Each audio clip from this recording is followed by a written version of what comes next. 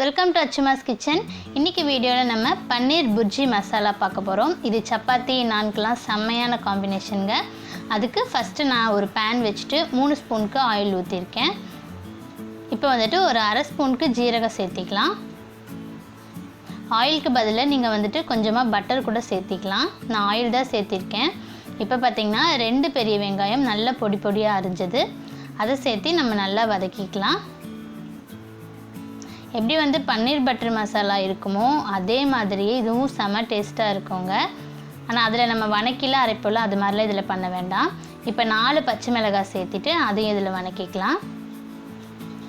அரை ஸ்பூனுக்கு இஞ்சி பூண்டு பேஸ்ட் சேர்த்திக்கிறேன். இப்போ அதையும் நல்லா பச்சை வாசம் போக வதக்கி எடுத்துக்கலாம். வெங்காயம் பாருங்க செவந்திருக்கு, நல்லா செவந்திரணும்.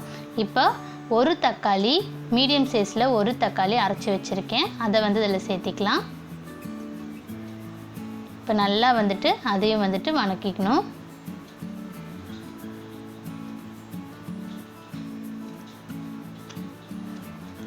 இப்போ நல்லா வதக்குனதுக்கு அப்புறமா அரை ஸ்பூனுக்கு மஞ்சள்தூள்,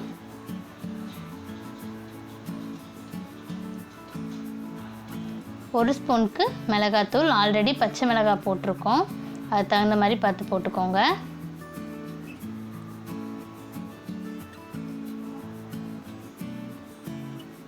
கரம் மசால் தூள், இந்த மசால் மட்டும்தான் நான் போடுறேன். 2 ஸ்பூனுக்கு கரம் மசால் தூள்.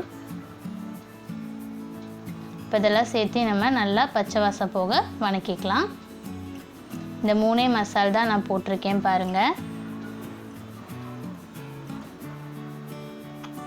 இப்போ நல்லா வதக்குனதுக்கு அப்புறமா ஒரு அரை கிளாஸ்க்கு தண்ணி சேர்த்து இதை வந்துட்டு நம்ம கொதிக்க வைக்கலாம். மிக்ஸ் பண்ணி விட்டுருங்க.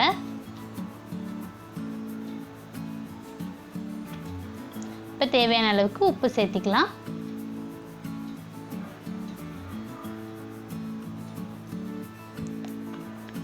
இப்போ நான் வந்துட்டு 50 கிராம் பன்னீரை வந்துட்டு மசிச்சு வச்சிருக்கேன். இதை வந்து நீங்க துருவியும் சேர்த்துக்கலாம். நான் வந்துட்டு சும்மா வந்து மசிச்சு வச்சிருக்கேன். இப்போ அதையும் சேர்த்து நல்லா மிக்ஸ் பண்ணிக்கலாம்.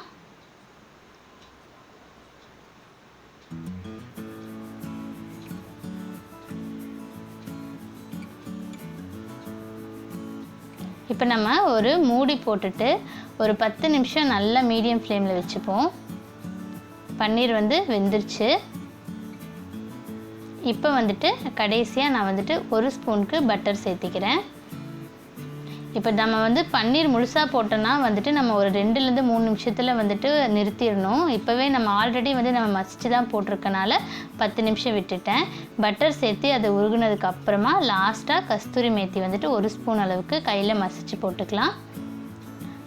அவ்வளோதான் ஃப்ரெண்ட்ஸ். இப்போ மறுபடியும் வந்துட்டு ஒரு 2 நிமிஷம் மட்டும் அடைச்சி வச்சு ஓப்பன் பண்ணிட்டோம் அப்படின்னா நம்மளோட சூப்பரான பன்னீர் புர்ஜி மசாலா தயாராகிடுச்சு. இதே மாதிரி நீங்களும் ட்ரை பண்ணி பார்த்துட்டு எப்படி இருக்குன்னு உங்கள் கமெண்ட்ஸ் அண்ட் ஃபீட்பேக் சொல்லுங்கள். தேங்க்யூ. தேங்க்ஸ் ஃபார் வாட்சிங்.